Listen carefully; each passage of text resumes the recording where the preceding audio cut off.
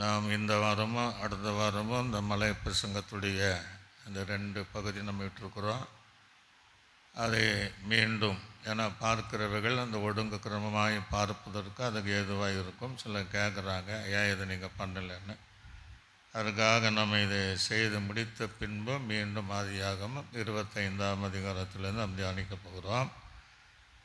இதை தொடர்ந்து நம்ம அதை பார்க்கணுன்னா அது எல்லாம் அந்த மலை பிரசங்கம் முழுவதும் நாங்கள் கர்த்தர் மூலமாக பேசுகிறதை கேட்க வேண்டும் என்றால் அதை நீங்கள் சப்ஸ்கிரைப் பண்ணி அந்த பெல் பட்டில் அமைத்து ஆல் பட்டில் அமுத்தும் போது தான் எந்த நேரத்திலும் எத்தனை காலங்கள் இருந்தாலும் உங்களுக்கு நேரம் இருக்கும்போது அந்த செய்தியை கேட்க முடியும். தெரிந்தவர்கள் உங்களுக்கு நண்பர்களுக்கோ நீங்கள் அறிந்த உங்கள் சபையாருக்கு அதை ஃபார்வர்ட் பண்ணி தேவனுடைய ஆசீர்வாதத்தை பெற்றுக்கொள்ளும்படி நாங்கள் அன்பாக கேட்டுக்கொள்கிறோம். இன்றைக்கு மத்திய சுவிசேஷம் 5ஆம் அதிகாரம் 10வது மலை பிரசங்கம் தான் கேட்க போகிறோம். அதில் 13வது வசனம் 5:13 நீங்கள் பூமிக்கு உப்பாக இருக்கிறீர்கள், உப்பானது சாரமற்று போனால் இதனால் சாரமற்று போகும், வெளியே கொட்டப்படுவதற்கும் மனுஷனால் மிதிக்கப்படக்கூடிய வேறு ஒன்றுக்கும் உதவாது என்று கர்த்தருடைய வேதம் சொல்கிறது. இந்த வார்த்தையின் மூலமாக பேசும்படியாக நாம் இருந்த வண்ணமாகவே கண்களை மூடி கர்த்தர் நம்மை உப்பாக உலகத்திற்கு உப்பாக மாற நம்ம மூலமாக கிரியை செய்வதற்காக பொறுத்து நாம் கர்த்தரை நாம் சோதனை பண்ணுவோம். சோதரம் சோதரம் சோதரம். நல்ல ஆண்டவரே, இன்றைக்கும் இந்த 10வது மலை பிரசங்கத்தை பேசுவதற்கு நீங்கள் எங்களுக்கு வாயாக இருந்து வார்த்தையாக இருந்து பேசுவதற்கு கிருபை செய்வீராக. கேட்கிறவர்களுக்கும் எங்களுக்கும் பிரயோஜனமாக இருக்க உதவி செய்வீராக. இயேசு கிறிஸ்துவின் நாமத்தில் ஜெபிக்கிறோம் எங்கள் நல்ல பிதாவே, ஆமீன். அல்லேலூயா. ஆக இன்றைக்கு நம்ம அந்த செய்தி நம்ம கேட்க போகிறோம். இன்றைக்கு நம்ம முகவரியாக சில காரியங்களை பார்த்து அடுத்த வாரத்தில் தான் இதை செய்தி நம்ம முழுமையடைய அடுத்த வாரமும் சேர்ந்து நம்ம கேட்க போகிறோம். உப்பை குறித்து அறியாதவர்கள் யாருமே இருக்க மாட்டாங்க. உப்பின் சுவையும் அறியாதவர்கள் யாருமே இருக்க மாட்டாங்க. என் வாழ்க்கையில் உப்பை நாங்கள் பயன்படுத்தலை என்று யாருமே சொல்ல முடியாது. சில பொருட்கள் கோடீஸ்வரனுடைய வீட்டில் இருக்கும், ஏழைகள் வீட்டில் இருக்காது. ஃப்ரிட்ஜு பணக்கார வீட்டில் இருக்கும், ஏழை வீட்டில் குடிசை வீட்டில் பார்த்திங்கன்னா ஃப்ரிட்ஜ் இருக்காது. சில நேரங்களில் ஃபேன் இருக்காது, முக்கியமான பொருள் இருக்காது. ஆனால் உப்பு இல்லாத எந்த வீடு என்ன செய்யாது, இருக்காது. எதிர்த்து செய்கிற அந்த நாளில் சில வீட்டில் அந்த உப்பை கொண்டு போகிற பழக்கத்தை நம்ம பார்க்குறோம். ஆக எல்லா வீடுகளிலும் உப்பு இல்லாத வீடு எது இருக்காது. அப்படி இயேசு கிறிஸ்து இல்லாத வீடு எந்த வீடு என்ன செய்யக்கூடாது, இருக்கக்கூடாது என்பதற்காகவே தேவன் அந்த உப்பை குறித்ததான காரியத்தை நம்ம கற்றுத்தருகிறார். இயேசு வெளிச்சான்னா நம்ம வெளிச்சம்தான். இயேசு இறுக்கமுள்ளவர்னா நம்ம இறுக்கமுள்ளவளாக இருக்கணும். இயேசு சாந்தம் உள்ளவர்னா நம்ம சாந்தமுள்ளவளாக இருக்கணும். அப்போ உப்பு என்றால் அவரும் உப்பாக இருப்பார். நாமும் ரட்சிக்கப்பட்ட தெய்வ பிள்ளைகளும் ஊழிகளானாலும் இந்த உலகத்திற்கு நான் உப்பாக இருக்க வேண்டும் என்று ஆண்டவராக இயேசு கிறிஸ்து மலை பிரசங்கத்தில் அந்த 10வது ஏணிப்படிகளின் மூலமாக அல்லது நாம் ஏறுகிற வெற்றியின் படிக்கட்டுகளாக இருக்கிற அந்த சத்தியத்தை நம்ம பேசுகிறோம். பொதுவாகவே உப்பை பார்த்திங்கன்னா இந்தியாவினுடைய தயாரிக்கப்படுகிற உப்பை வெண்மையாக இருக்குமா. வெண்மையானா அது ஒயிட்டு கலராக இருக்கும். இந்த வெண்மை என்பது எதை காட்டுகிறதுனா இயேசு கிறிஸ்து குறித்துதான பரிசுத்தமானவர். வெண்மை என்பது பரிசுத்தம். நான் பரிசுத்தனாக இருப்பது போல் நீங்களும் என்ன செய்யுங்க, பரிசுத்தமாக இருங்க அப்படிம்பார். பரிசுத்தமாக இருக்கிறவன் இன்னும் என்ன செய்யணும், பரிசுத்தமாக இருக்கட்டும்பார். வெண்மை என்பது இன்னொரு பதத்தில் சொன்னால் என்னுடைய பாவங்கள் இரத்தாம்பரத்தை போல சிவப்பாய் இருந்தாலும் அவர் மன்னிக்கும் போது உறைந்த பனியை போல வெண்மையாக மாற்றுகிற தேவன். முதலே சொல்லலையா நம்முடைய பாவங்களை இரத்தாம்பரத்தை போல அந்த பாவம் இருந்தாலும் உறைந்த பனியை போல வெண்மையாக நம்முடைய ஜீவிதத்தை மாற்றுகிற தேவன்தான் அந்த வெண்மை என்பதற்கு அடையாளமாக இருக்குது. இங்கிலாந்து தேசத்துடைய உப்பை பார்த்திங்கன்னா சிவப்பு நிறமாக இருக்குமா, ரெட்டாக இருக்குமா. ஆக சிவப்பு என்பது வேதாகமத்தில் பார்த்திங்கன்னா மீட்பை காண்பிக்கிறது, இயேசுவின் ரத்தத்தை காண்பிக்கிறது. ராகாப் என்கிற வேசி லேவுக்காரரை பார்க்கும்போது அந்த அடையாளமாக ஒரு சிவப்பு நூல் கட்டி வச்சாங்க. அப்படின்னா நம்ம வீட்டில் போய் நூலை கட்டணும், கையில் கட்டணுன்ட்டு அல்ல. அந்த சிவப்பு என்பது மீட்புக்கு அடையாளமாக அந்த நாள் கட்டப்பட்டது. அதன் பிரகாரமாக அந்த வீட்டை தேவன் அந்த குடும்பத்தை பாதுகாத்து கொண்டார். அல்லேலூயா. ஆக எதுவும் நம்மை மீட்கும் அப்படின்னா இயேசு கிறிஸ்துடைய ரத்தம் சிவப்பு. ஆக அதுதான் நம்மை மீட்கும். பொன்னும் பொருளும் உங்களை மீட்கவில்லை, இயேசு கிறிஸ்துடைய விலையேறப்பட்ட ரத்தமே நம்மை மீட்டது என்று அந்த இரத்தத்தை நமக்காக, சிவப்பாக இருக்கிற இரத்தத்தை நமக்காக சிலுவையிலே கிரியத்திற்கு அதை சிந்தி அதனால் நம்முடைய ஆத்துமாவை தேவன் மீட்டு கொண்டார். அல்லேலூயா. அதனால் அதுக்கு அடையாளமாக இருக்கிறது. இன்னும் ஒரு தேசத்தில் பார்த்திங்கன்னா ஹாங்காங் என்கிற அந்த தேசத்தில் உப்பு நீல நிறத்தை போல கண்களை பறிக்கக்கூடிய அவ்வளோ தூய்மையாக இருக்குமா. நீல நிறம் என்பதை நீங்கள் ஆசரிப்பு கூடாரத்துடைய அந்த மூடுத்திரைகள், இந்த மெல்லி வசனம் பார்த்திங்கன்னா அது நீல கலர் இருக்கும். ஆசரிப்பு செய்தி கேட்கும் போதில் நம்ம பைபிள் ஸ்டடியில் நம்ம இங்கே எடுத்தோம், நீங்கள் இருந்தவர்கள் தெரிஞ்சிருப்பீங்க. நீலம் என்பது நிறம் இரக்க குணத்தை, தேவனுடைய இரக்க குணத்தை காண்பிக்கிறது. ஒரு நிலையா அதான் மலைவர் சொல்கிறாரு, இரக்கம் உள்ளவர்கள் பாக்கியவான்கள், அவர்கள் என்ன செய்வாங்களா, இரக்கம் பெறுவார்கள். தேவனுடைய இரக்கம் நமக்கு கிடைக்கலன்னா நம்ம இந்த இடத்துல உட்கார முடியாது, ரட்சிக்கப்பட முடியாது. அப்படி இரக்கத்தினாலே நம்ம என்ன செய்தோம், ரட்சிக்கப்பட்டோம். ஆனால் ஆண்ட வேதம் சொல்லுகிறது, எவர்கள் மேலே தேவன் இரக்கம் வைக்க சித்தம் உள்ளவராக இருக்கிறாரோ அவர்கள் மேலே இரக்கம் வைப்பார். அல்லேலூயா. ஏன்னா இன்றைக்கி இந்தியாவிலே 140 மேலே கோடி இருந்தாலும் ரட்சிக்கப்பட்டவங்களை பார்த்திங்கன்னா நிறைய பேர் ஆசைப்படுவாங்க. அநேக பெற்றோர்கள் எங்களுடைய பிள்ளைகள் ரட்சிக்கப்படணும்னு விரும்புவாங்க, எங்களுடைய கணவன் விட்டு ரட்சிக்கப்படணும்னு விரும்புவாங்க. ஆனால் ஒன்றுக்கு உதவாத நம்ம மேலே ஆண்டுடைய கிருபை இரக்கம் இருந்ததுனால நம்ம ரட்சிக்கப்பட முடியாத அந்த நீல நிறம் காண்பிக்கிறது. ஒரு அல்லேலூயா. பாகிஸ்தானினுடைய உப்பை எப்படி பண்ணுவாங்கன்னா, நம்ம சங்க சொல்ல மாதிரி அதை சுட வைத்து தான் அந்த உப்பு கருப்பு நிறமாக இருக்குமா. அது உப்பினுடைய விலை அப்படின்னா கிலோ 40,000 ரூபாய். அந்த கிலோ என்னவா, கருப்பு நிறம் உள்ள உப்பு, அது கிலோ 40,000 கொடுத்து அது வேணுமோ சக்தி இருக்குன்னு அது சொல்கிறாங்க. இந்த கருப்பு என்பதை எதை காட்டுகிறதுனா, ஏசியாவின் தீர்க்கதரிசி புஸ்தகத்தில் 44:22 நம்முடைய மீறுதலையும் அக்கிரமத்தையும் மேகத்தை போலவும் கார் மேகத்தை போலும் தேவன் அகற்றினார் என்னிடத்தில் திரும்புகிறார். அது நம்முடைய பாவ வாழ்க்கையை காண்பிக்கிறது. இந்த பாவத்தை மன்னிப்பதற்காகவே கர்த்தராக இயேசு, அது இருளை காண்பிக்கிறது. இருளில் இருக்கிற ஜனங்கள் பெரிய வெளிச்சத்தை கண்டார்கள் என்கிற அந்த கருப்பு நிறத்தை காண்பிப்பதை போல தேவன் நம்மை அந்தகார இருளிலிருந்து ஆச்சரியமான ஒளியிடத்தில் கொண்டு நம்மை இந்த பூமிக்கு உப்பாய் மாற்றிருக்கிறார். அல்லேலூயா. சத்தமாக தான் சொல்லுங்களேலூயா.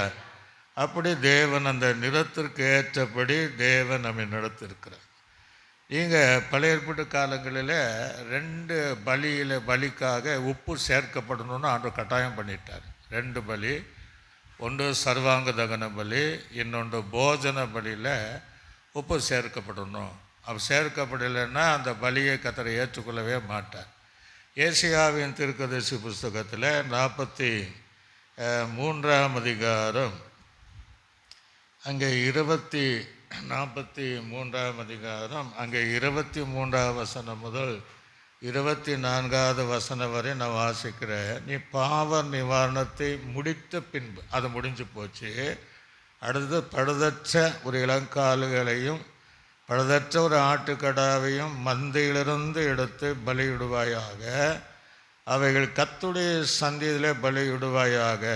ஆசாரிகள் அவைகள் மேலே உப்பு தூவணுமா, அவைகள் மேலே உப்பு தூவி அவள் கர்த்தருக்கு தகன பலியாக இடக்கடுவீர்கள் என்று சொன்னான்.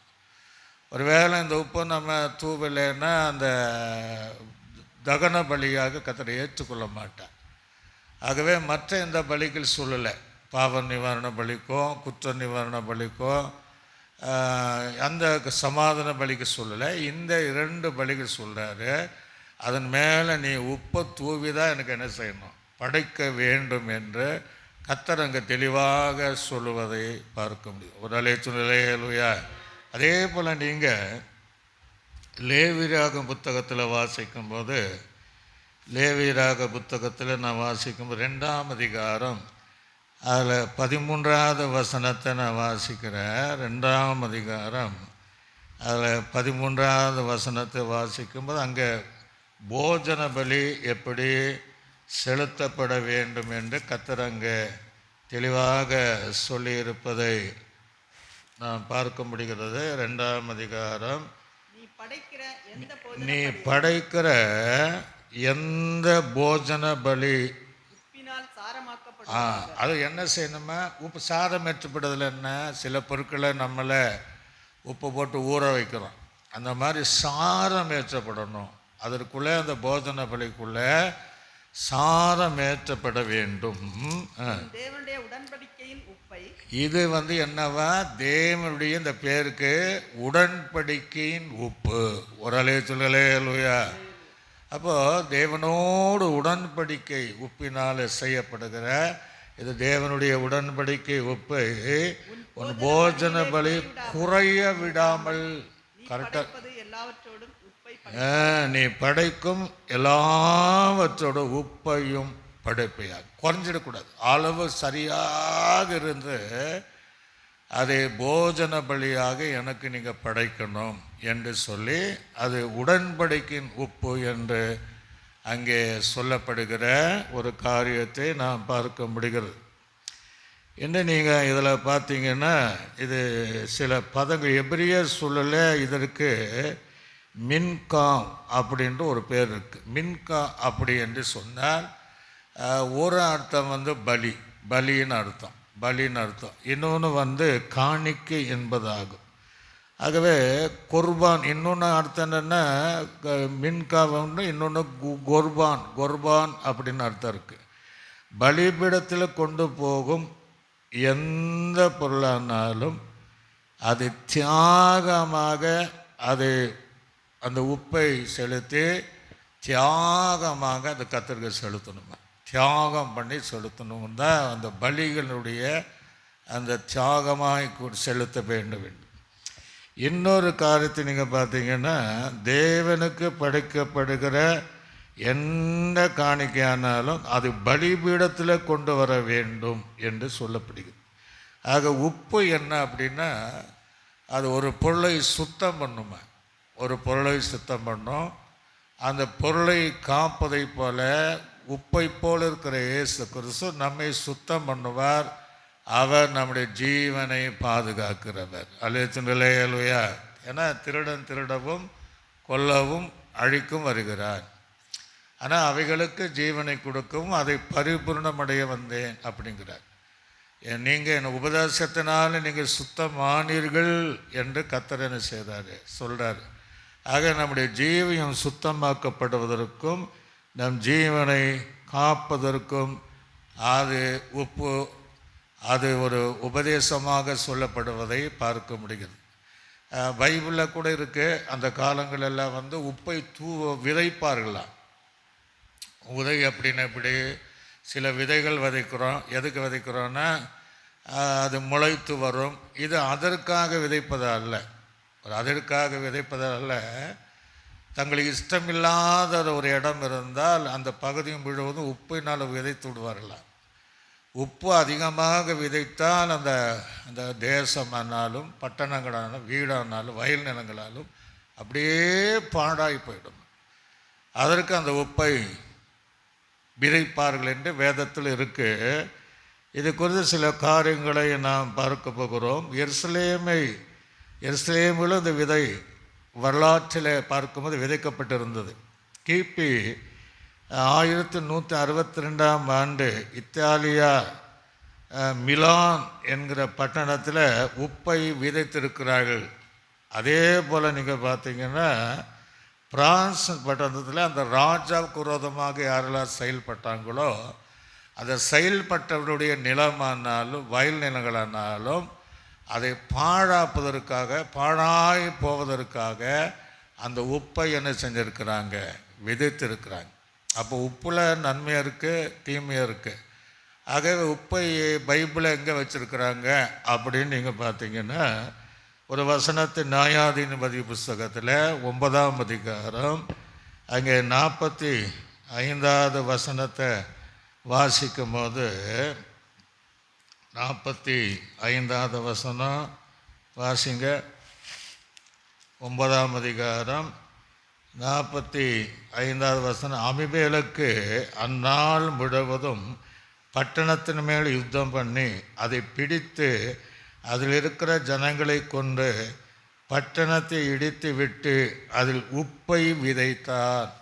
சீகேம் என்கிற பட்டணத்தை அழிப்பதற்காக உப்பை விதைத்தான் என்று வேதம் சொல்லுகிறது. ஏன் அப்படி பண்ணுறாங்க அப்படின்னா, ஒரு தேசத்தை ஜெயம் எடுத்த உடனே அவங்க மீண்டும் தங்களோடு யுத்தங்கள் வரக்கூடாது என்பதற்காக அந்த பட்டணத்தையும் அதை செழிப்பை அழிப்பதற்காக அது நாங்கள் அதை வெற்றி அடைந்து விட்டோம் என்பதற்கு அடையாளமாக அந்த தேசம் பாழாய் இருப்பதற்காக அந்த பட்டணத்தை அழிப்பதற்காக இவங்க வரும்போது சும்மா வர மாட்டாங்க.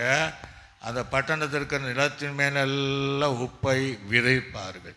அது ஒருபோது என்ன செய்யாதுன்னா, அது எந்த விதை போட்டாலும் விளைச்சல் இல்லாமல் அந்த பட்டணங்கள் சாபமாக இருப்பதற்கும் ஆக மீண்டும் ஜனங்கள் ஏதாவது ஒரு வகையில் எழும்பி யுத்தங்கள் வரக்கூடாது என்பதற்காக அந்த வேதாங்கமத்தில் அபிமெலேக்கு காலங்களிலே சீகேமை ஜனங்களை கொன்ற பின்புதான் அந்த பட்டணம் முழுவதுமாக அந்த தேசத்தை பாழாக்குவதற்காக உப்பை தூவி இருக்கிறார்கள் என்று நாம் பார்க்க முடியுது.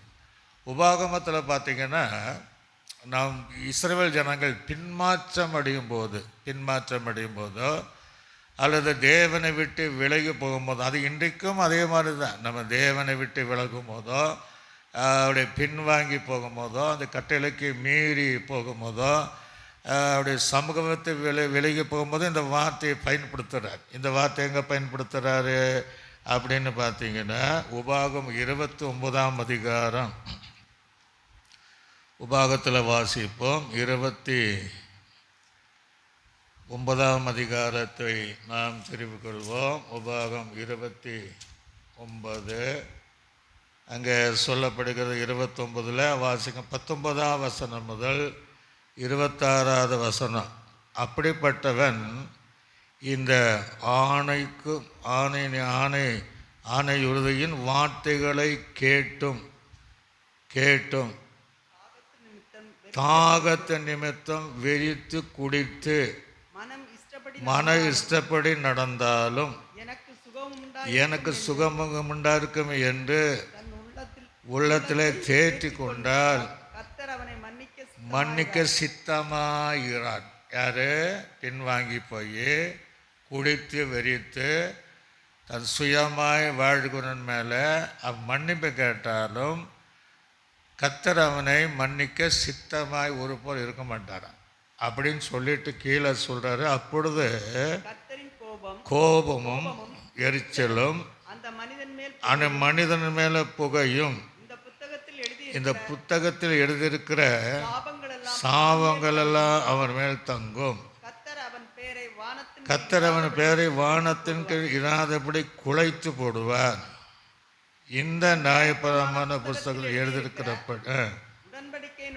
உடன்படிக்கை சகல சாபங்களின் படியும் அவனுக்கு தீங்காக கர்த்தர் இஸ்ரவேலுடைய கோத்திரங்கள் எல்லாவற்றுக்கும் அவனை புறம்பாக்கி புறம்பாக்கி போடுவார். அப்பொழுது உங்களுக்கு பின் எழும்பு தலைமுறையான உங்கள் பிள்ளைகளுக்கும் தூர தேசத்தில் வரும் அந்நியரும் கர்த்தர் இந்த தேசத்துக்கு வாதைகளையும் காணும்போது கர்த்தர் தம்முடைய கோபத்தினாலும் தம்முடைய உக்கிரத்தினாலும் சோதோமையும் குமாராவையும் ஆத்மாவையும் சேபியையும் கவிழ்த்து போட்டதை போல நிலங்களை நிலங்களை எல்லாம் விதைக்கும் விளையும் யாதொரு பூண்டின் முளைப்பும் இல்லாதபடி கந்தகத்தினாலும் உப்பாலும் எதனால இருக்கிறாரா? இந்த பின்வாங்கி போனவனுடைய எல்லா நிலங்களையும் அவனுடைய எல்லா வித வயல் நிலங்களையும் அவர்கள் கர்த்தர் பாழாக்கும்படி உப்பை என்ன செய்கிறாரா போட்டு அந்த ஜாதிகள் எல்லாம் கர்த்தர் இந்த தேசத்திற்கு ஏன் இப்படி செய்தார், இந்த மகா கோபம் பற்றி எறிவதற்கு காரணம் என்ன என்று சொல்வார்கள் அப்படின்ட்டு நாம் பார்க்குறோம்.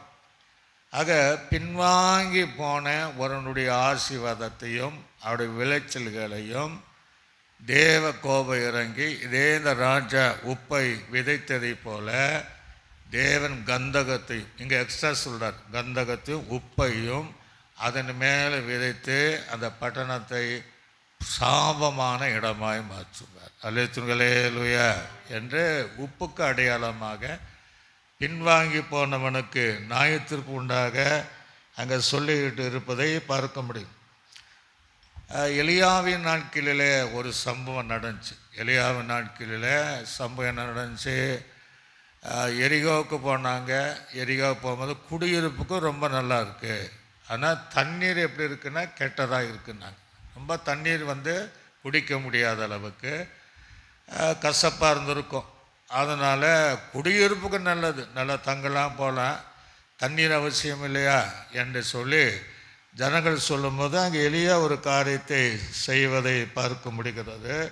அது 2 ராஜாக்களின் புஸ்தகத்தில் வாசிக்கும் போது 2 ராஜாக்களின் புஸ்தகம் 2ஆம் அதிகாரம் அங்கே 2ஆம் அதிகாரம் 19வது வசனம் முதல் வாசித்தீங்கன்னா அங்கே அந்த சத்தியங்களை நாம் பார்க்க முடிகிறது. 2ஆம் அதிகாரம் 19ஆம் வசனத்தில் அவங்க சொல்கிறாங்க, இந்த எரிகோ அந்த பட்டணத்தின் மனுஷர் எலிசாவை நோக்கி இதோ எங்கள் ஆண்டவனுடைய காண்கிறபடி இந்த பட்டணம் குடியிருப்புக்கு நல்லது அப்படிங்கிற நல்லது, தண்ணீரோ கெட்டது. குடியிருப்புக்கு நல்லது, ஆனால் தண்ணீர் என்ன செய்யுது? கெட்டு போய் இருக்கு. நிலமும் பாழான நிலம் என்றார்கள். தண்ணீர் கெட்டு போச்சுன்னா நிலத்தில் ஒன்றும் பண்ண முடியும், ஆனால் குடியிருப்புக்கு நல்லது. நிலம் பாலம் போச்சு, தண்ணீர் கெட்டது. அதற்கு அவன் என்ன செய்தான்? அப்பொழுது அவன் புது தோண்டியை எடுத்து அதில் உப்பு போட்டு கொண்டு வாருங்கள் என்றான். அதை அவனிடத்தில் கொண்டு வந்த போது அவன் நீர் தொண்டைக்கு போய் உப்பை அதிலே போட்டு இந்த தண்ணீரை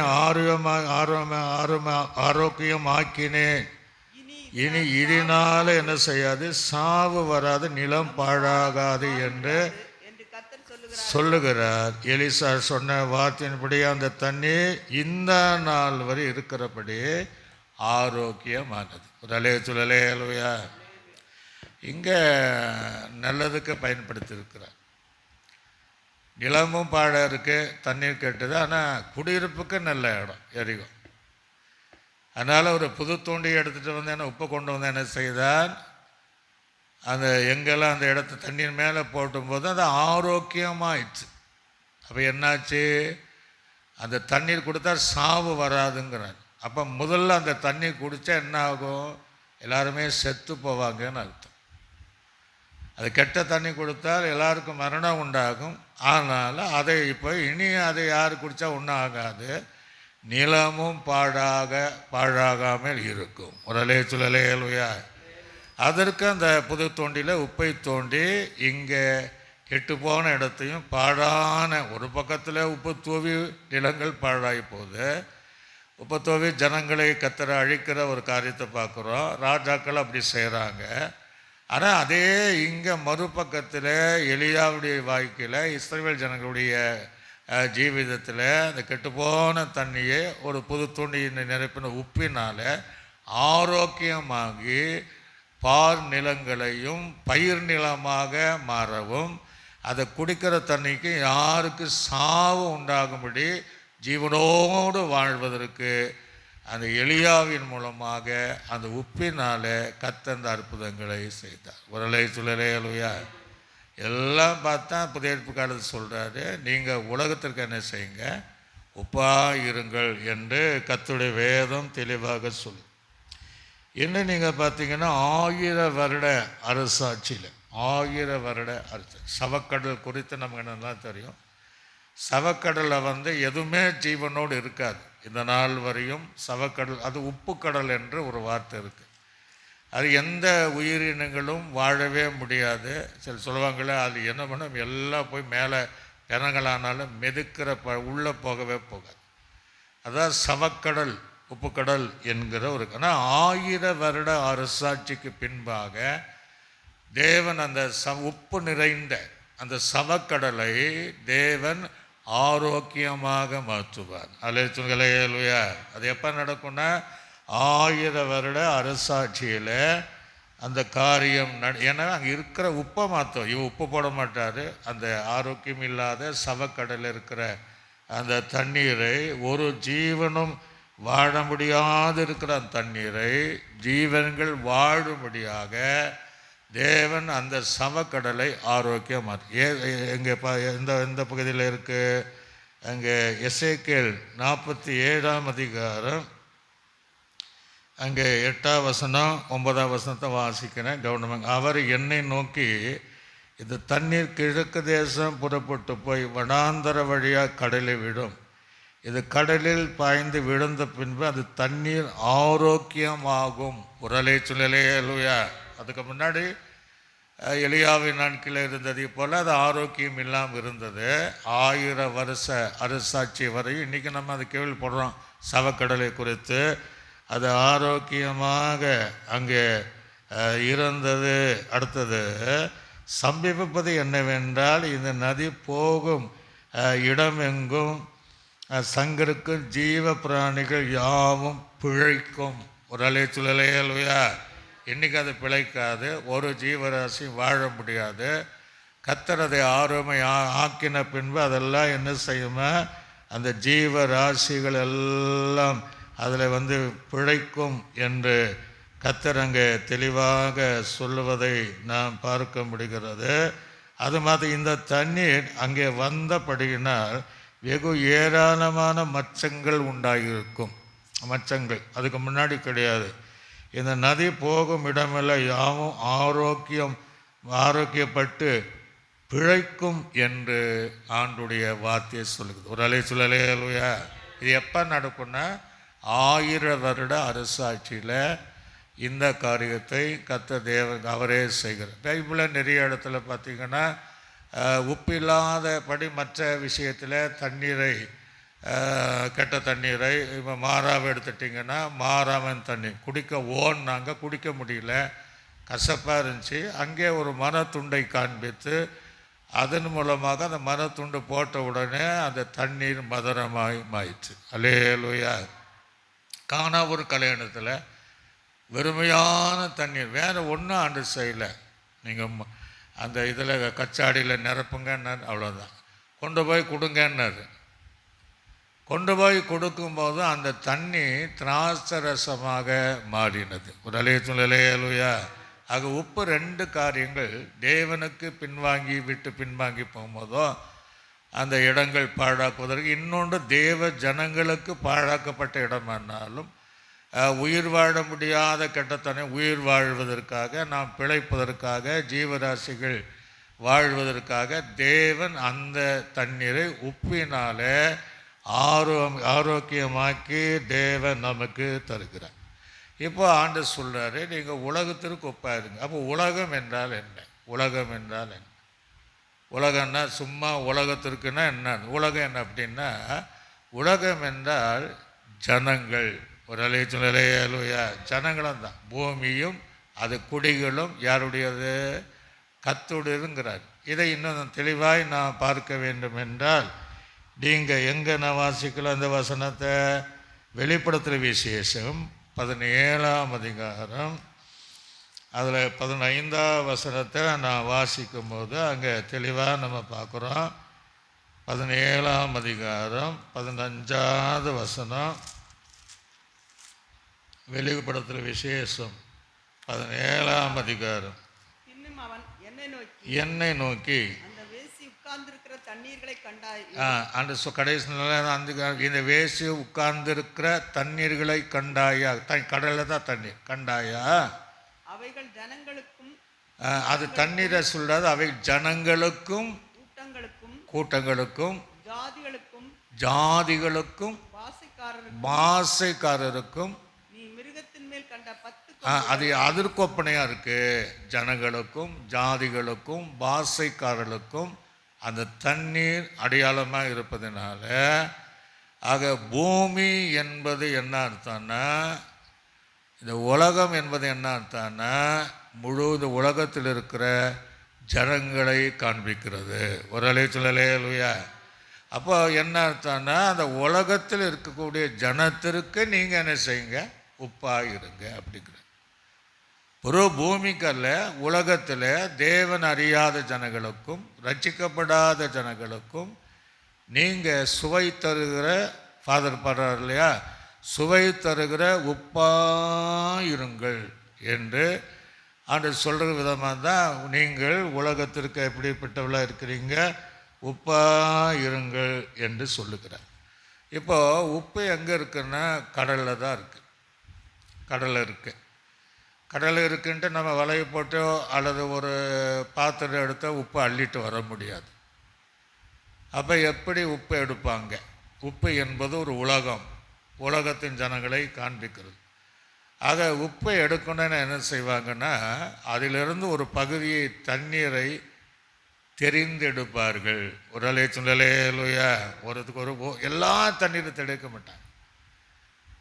அதை அவங்க ஒரு குறிப்பிட்ட ஒரு பகுதியிலிருந்து தண்ணீரை தெரிந்தெடுப்பார். இதே போல் நான் உப்பாக மாறினா தான், இருந்தால் தான் நம்ம உலகத்து உப்பாக இருக்க முடியும். அப்போ அந்த தேவன் என்ன செய்தார்? இந்த உலகத்தில் இருக்கிற எத்தனையோ கோடி ஜனங்கள் இருந்தாலும் ஒரு சிலரை அவர் தெரிந்து கொண்டார். ஒரு அலையா உப்பாய் மாற்றுவதற்காக ஒரு பகுதியை தண்ணீரை தெரிந்து கொண்டதை போல தேவன் உங்களையும் என்னையும் அவ்விதமாக தெரிந்து கொண்டார். இப்போ ஆபிரகாமுடைய வாழ்க்கையில் பார்த்தீங்கன்னா, ஆபிரகாம் ஒருத்தனை தான் தெரிந்து கொண்டார். ஒரு அலையா அவனுடைய ஆபிரகாம் சம்பந்தப்பட்ட அனைத்து பேரை ஆண்டவர் என்ன செய்யலை?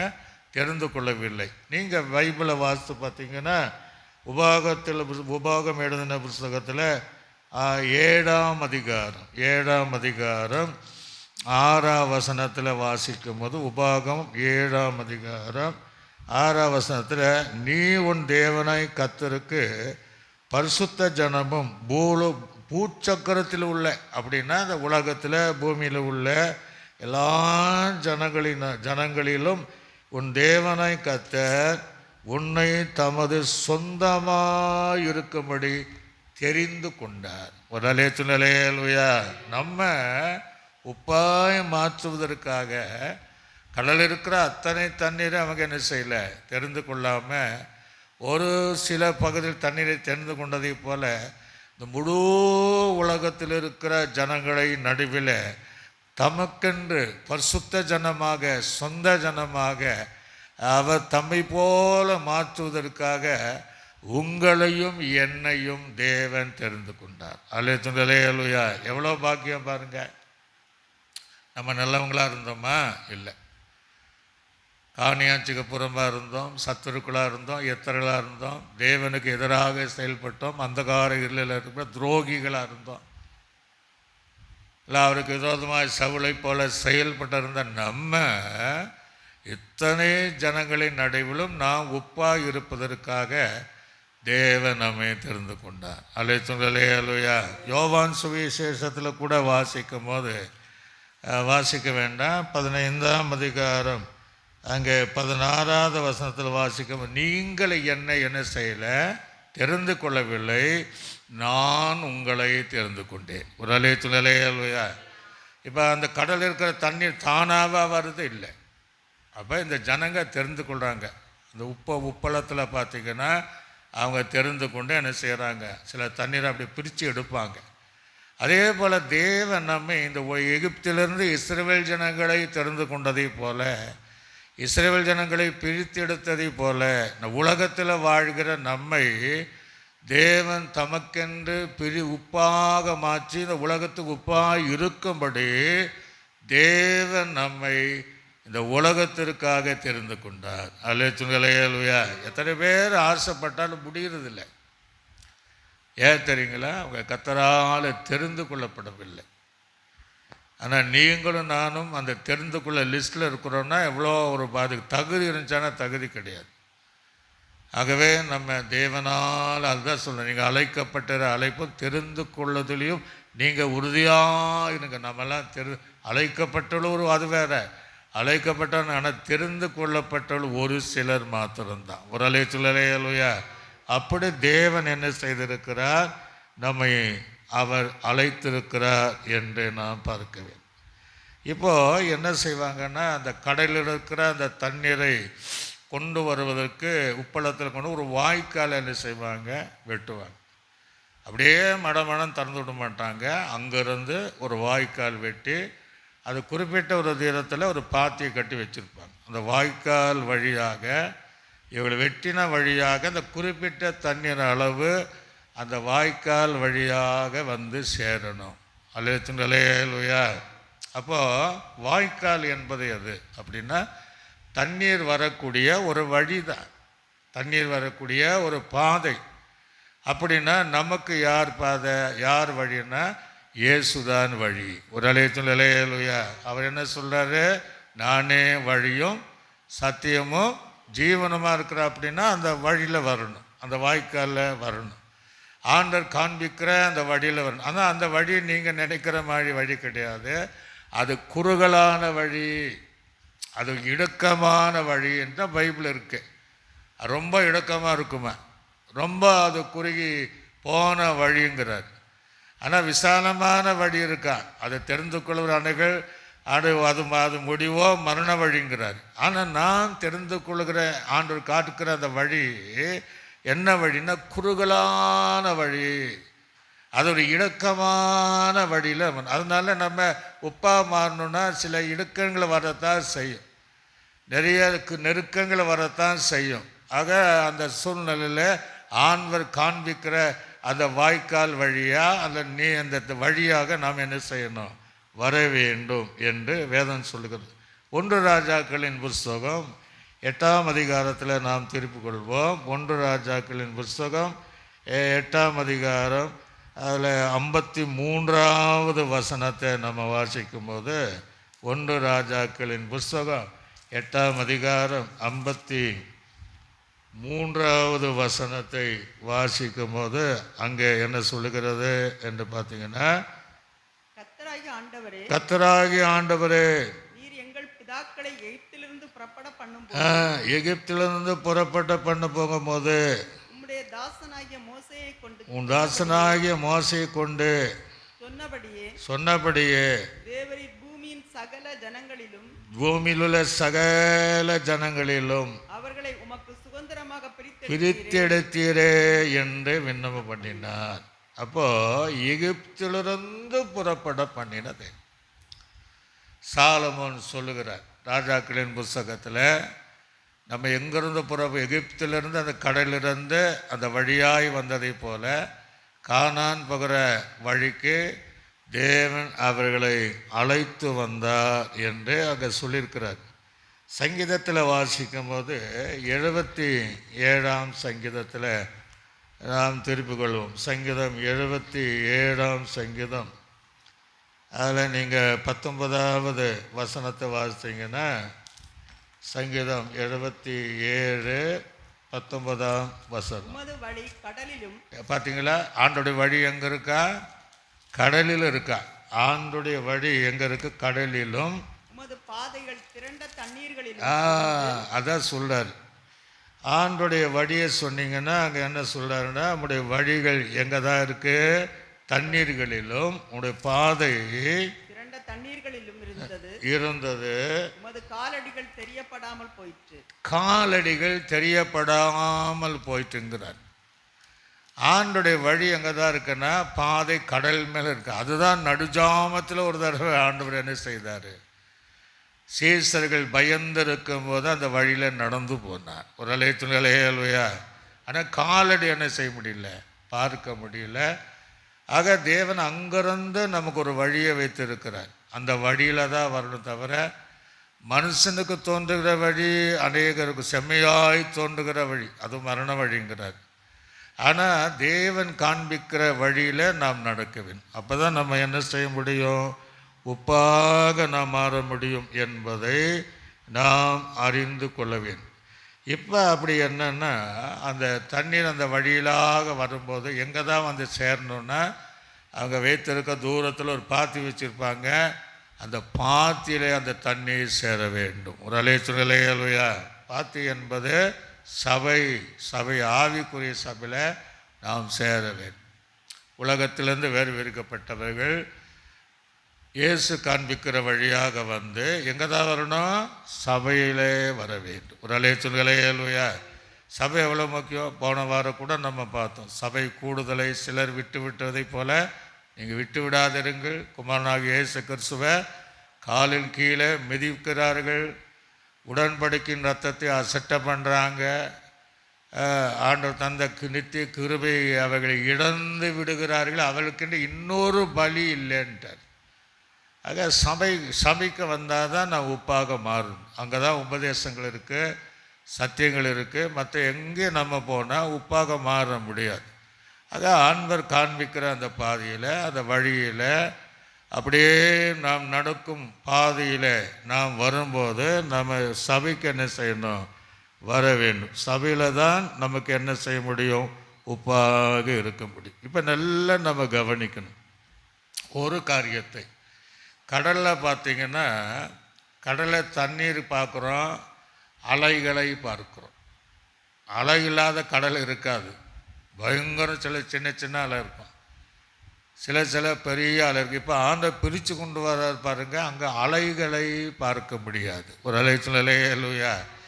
அந்த சுபாவத்தை அங்கேயே விட்டுடணும். எந்த அலைகளை குறித்து நம்ம பார்க்க போகிறோம். அந்த அலைகளை எதை காண்பிக்கிறது அப்படின்னா, அதெல்லாம் விட்டுடு தான் ஆண்டவர் காண்பிக்கிற பாதையில் வந்து அதை வாய்க்கால் வழியாக அந்த வாதை வழியாக வரும்போது தான் நம்ம சபைக்கு வரும்போது உப்பாக நம்ம மாற முடியும்.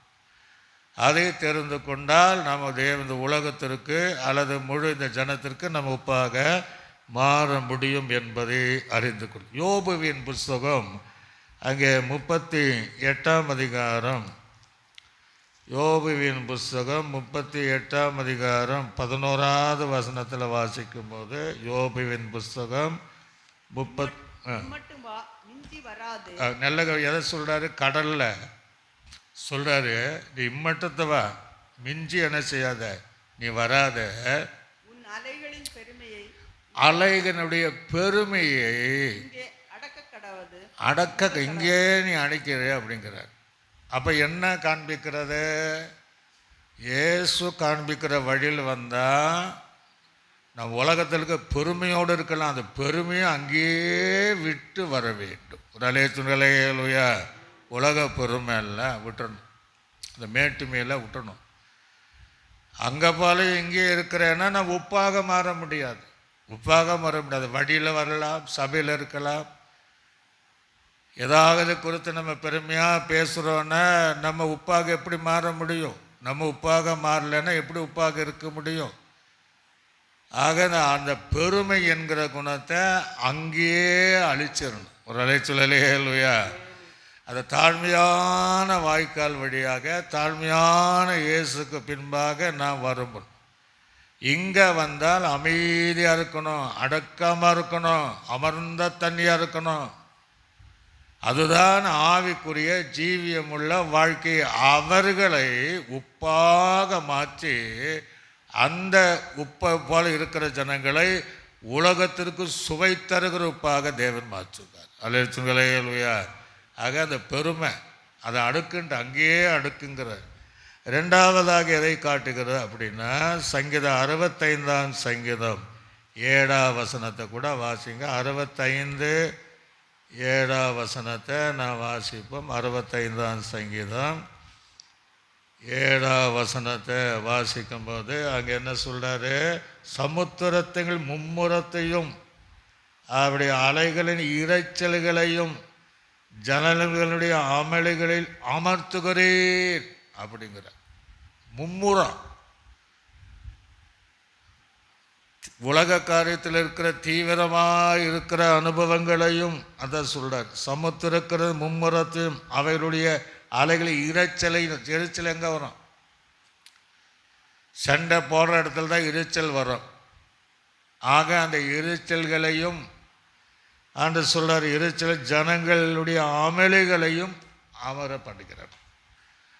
அப்போது உப்பாக மாறணுன்னா என்ன செய்யணும்? உலகத்திற்கு காண்பிக்கிற மும்மரத்தை விட்டணும். இரைச்சல் சண்டை போடுறதோ பேசாமல் இருக்கக்கூடாது. அவைகளெல்லாம் அங்கே விட்டுட்டு சபைக்கு வரும்போது தேவன் நம்மை உப்பாக மாற்றுவார். அல்லேலூயா. அதெல்லாம் அமர்த்தணும். நீங்கள் அந்த பாத்தியில் வர தண்ணீரை ஏதாவது மும்முரத்தை பார்க்க முடியுமா? எதையும் அது அடக்கமாக அப்போ தான் உப்பாக மாற முடியும். இல்லைன்னா அதை கொந்தளிச்சுட்டே இருந்தானா அது எப்படி உப்பாக மாற முடியும்? அலைகள் அப்படியே அடுத்து மாறாது. அதெல்லாம் அங்கே வரும்போது எல்லா சுபாவத்தை விட்டுட்டு தேவ சமூகத்தை அமளின்னா எங்கே என்ன ஒரு அமளி அப்படிங்கிறோம். பிரச்சனை, போராட்டங்கள், சண்டை இதெல்லாம் ஒன்றுமே இல்லாத ஒரு வாழ்க்கை சபையில் வாழ்ந்தால் தான் நம்ம உப்பாக என்ன செய்ய முடியும்? மாற முடியும். சங்கீதம் 93ஆம் சங்கீதத்தில் வாசிக்கும் போது 3ஆம் வசனத்தையும் 4ஆம் வசனத்தை கூட நம்ம வாசிப்போம். 3 சங்கீதம் 93 4 3-4 கர்த்தாவே நதிகள் எழும்பின, நதிகள் இரைச்சலிட்டு எழும்பின, அலை திரண்டு எழும்பின. பார்த்தீங்களா? கூட்டமாக எழும்பின திலான தண்ணிகள் இரைச்சல்களை பார்க்கலும் அலைகளை பார்க்கலும் கர்த்தர் உன்னதத்தில் வல்லமையுள்ளவர். ஒரு அலையை சொல்லலையா? கடல் அப்படித்தான் இருக்குங்க. ஒரே பிரச்சனையாக இருக்கும், ஒரே போராட்டம், ஒரே சமாதானம் இருக்காது. ஆனால் அதை ரசிப்பாங்க. ஆனால் வாய்க்கால் உள்ள பாத்திகள் வரும்போதெல்லாம் அதெல்லாம் விட்டு ஒரு அமைதியான ஜீவனம் செய்வது வரும்போது தான் கர்த்தர் அவளை உப்பாக மாற்றுவார். அவர்கள் இந்த உலகத்திற்கு உப்பாக இருப்பார்கள் என்று வேதம் சொல்லுகிறது. அல்லேலூயா. நீங்கள் எரேமியாவின் தீர்க்கதரிசி புஸ்தகம் 47ஆம் அதிகாரத்தை நம்ம திருப்பி கொள்வோம். எரேமியாவின் தீர்க்கதரிசி எரேமியா அதில் நீங்கள் வாசித்து பார்த்தீங்கன்னா 1, 2, 3 வாசிக்கும்போது அங்கே சொல்கிறார். பார்வன் கார்சாவை அழிக்கும் முன்னே பெலிசுக்கு விரோதமாய் தீர்க்கதரிசியாகிய எரேமியாவுக்கு உண்டான வசனம் என்னவென்றால் கடல் பொங்குவதை போல சொல்கிறார் பாருங்க. வடக்கே ஜனம் பொங்கி பிரவாகமாகி நேரத்தின் தேசத்தின் மேலும் எல்லாவற்றின் மேலும் நகரத்தின் மேலும் மேலும் ஓடும். அப்பொழுது மனுஷர் கூக்குரலை விட்டு குடிகள் எல்லாம் அலர்வார்கள். குதிரைகளுடைய குளம்புகளின் சத்தம், ரதங்களுடைய கடகடப்பையும் அவர்களுடைய அதோட இரைச்சலை கேட்டு தகப்பன்மார்கள் தங்கள் கையை அயர்ந்து போனதனால் தங்கள் பிள்ளைகள் நோக்கி பாராதிருப்பார்கள். இப்போ இஸ்ரவேல் ஜனங்களுக்கு விரோதமாக இந்த அலை வந்துச்சு. பார்வோனுடைய கடல் பொங்குவதை போல வந்துச்சு. அந்த இரைச்சல் சவுண்டோட ரதங்களுடைய இரைச்சல் சவுண்டு வந்துச்சு. கர்த்தர் என்ன செய்தார்னா அது கடலிலேயே மூழ்கடித்தார். அலேலுயா. ஆக நம்ம வாழ்க்கையில் எதுவும் பின்தொடரக்கூடாதுங்க. விட்டு போன சுபாவம் எது இருந்தாலும் அதெல்லாம் விட்டுட்டு அந்த வழியாக வந்தால் மாத்திரம்தான் நாம் தேவனுக்கு என்ன செய்ய முடியும்? உப்பாக மாறி உலகத்திற்கு நம்ம என்ன செய்ய முடியும்? உப்பாக மாற முடியும். இப்போ 107ஆம் சங்கீதம் 29வது வசனத்தை வாசிக்கும்போது 107ஆம் சங்கீதம் 29வது வசனம் வாசிங்க. 129வது வசனத்தை நான் வாசிக்கிறேன், கவனமாக கேளுங்க. கொந்தளிப்பை அமர்த்துகிறார், நல்ல கவனிங்க. ஆண்டு சொல்றார், கொந்தளிப்பை அமர்த்துகிறார், அதன் அலைகள் அடங்குகின்றது. அப்போ கொந்தளிக்க அங்கே என்ன ஒரே கொந்தளிப்பாக இருக்க அப்படிம்பாங்க. ஜனங்க கொந்தளிக்கிறாங்களே அப்படின்னு. அப்போ அதெல்லாம் தேவன் அடக்குவார். இந்த பாத்தியில் வந்துட்டான்னா எல்லாமே அடங்கி போக வேண்டும். அல்லேலூயா சொல்லுங்களே. அல்லேலூயா. அப்போ தான் நம்ம என்ன செய்ய முடியும்னா உப்பாக மாற முடியும் என்று நாம் இங்கே பார்க்கிறோம். அதில் சொல்கிறார், கொந்தளிக்கும் அலை. அதுக்கு பேர் கொந்தளிப்பாங்க. ஜனங்க ஒரே அமளியாக இருப்பாங்க. ஆக அவைகள் அங்கேயே விட்டு வந்து அதை நம்ம பின்தொடராமல் இருக்கும்படி பாதுகாத்துக்கொள்ளும். எரேமியாவின் புஸ்தகம் 5ஆம் அதிகாரம் 22வது வசனத்தை வாசிக்கும்போது அங்கே எரேமியா 5:22வது வசனம், எனக்கு பயப்படாதிருப்பீர்களோ எனக்கு பயப்படாதிருப்பீர்களோ என்று கர்த்தர் சொல்லுகிறார்.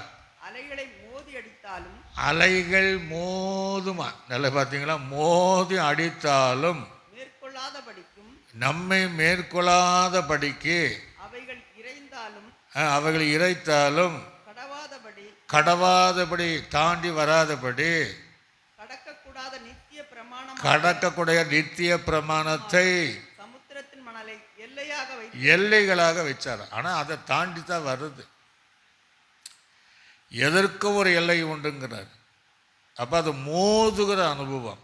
அது இன்னொரு வார்த்தை சொன்னான்னா, வெள்ளம் போல சத்துரு மோதினாலும் ஆவியானவர் நமக்காக கொடுப்பேன். அல்லேலூயா.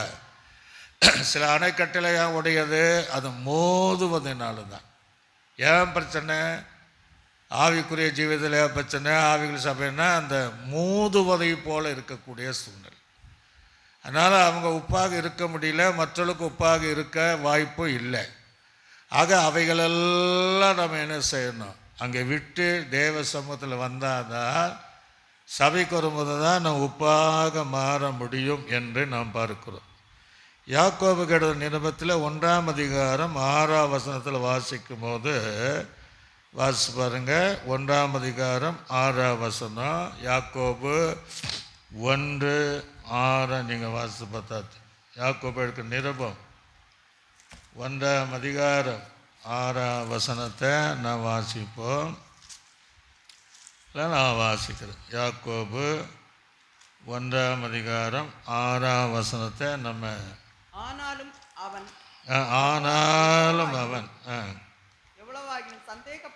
யார் ஜெபம் பண்றவன் சந்தேகப்படாமல் விசுவாசத்தோடு கேட்க கடவன். சந்தேகப்படுகிறவன் காற்றினால் அடிபட்டு அலைகிற கடல் அலைக்கு. அப்போ சந்தேகம் இருக்கக்கூடாது. குடும்பங்களில் பார்த்தீங்கன்னா அந்த சந்தேகம் தான் தலைவிரித்து, ஒன்றுமே நடந்திருக்காது, சந்தேகம்தான். அதுக்கு மறந்தே கிடையாது. எந்த விஷயமானாலும் சந்தேகப்படுகிற கடலின் அலையை போல இருக்கக்கூடாது. ஒரு அலையை சொல்லலையா? அப்போ இந்த இடத்துல எப்படி இருக்கணும்? விசுவாசம் உள்ளவளாக கர்த்தர் என்னை உப்பாக மாற்றுவார் என்று பாத்தியில தண்ணீர் இருப்பதை போல நம்ம அமர்ந்து இருக்க வேண்டும். ஆக உப்பாக மாறணுன்னா அதுக்கு ஒரு சட்ட திட்டங்கள் இருக்குது. சும்மா அது தண்ணியாக கொண்டு வந்துட்டாலோ கடல் இல்லை, அதுக்கு ஒரு சட்ட திட்டம் அந்த வழிமுறையில் வந்தால் தான் அது காலம் கடந்த பின்பாக அது உப்பாக மாறும். தவிர எடுத்தோன்னே உப்பாக மாற முடியாது. சபை என்றால் ஒரு சட்ட திட்டங்கள், உபதேசங்கள் எல்லாமே இருக்குது. அதன்படி நடந்தால் மாத்திரம்தான் நான் உப்பாக இருக்க முடியும். அல்லேலூயா. அது எங்கே எழுதுறாரு? 1 தீமோத்தேயு எழுதுற நிருபத்தில் வாசிக்கும் போது 3ஆம் அதிகாரம் ஒரு 15வது வசனத்தை நான் வாசிக்கும் போது 1 தீமோத்தேயு அங்கே 3ஆம் அதிகாரம் 15, தாமதிப்போ என்றார், தேவனுடைய வீட்டில் நடக்க வேண்டிய வகையை நீ அறியும்படி. அப்போ இங்கே நடக்கணுன்னா ஒரு வழி இருக்கிற உபதேசம் இருக்குது. நட வேண்டிய நீ அறியும்படிக்கு நீ இவைகளை உனக்கு எழுதுகிறேன். அந்த வீடு ஜீவனுள்ள தேவனுடைய சபைக்கு சத்தியத்திற்கும் தூணும் ஆதாரமாக இருக்கு. ஒரு அல்லேலூயா. ஆக இங்கே வந்தால் எப்படி நடக்கணும்? சத்தியத்தின்படி நடக்கும், உபதேசத்தின்படி. சட்டம், ஜபம் வேணும், உபவாசம் வேணும், ஆராதனை வேணும், கீழ்ப்படிதல் வேணும், பயபக்தி வேணும்.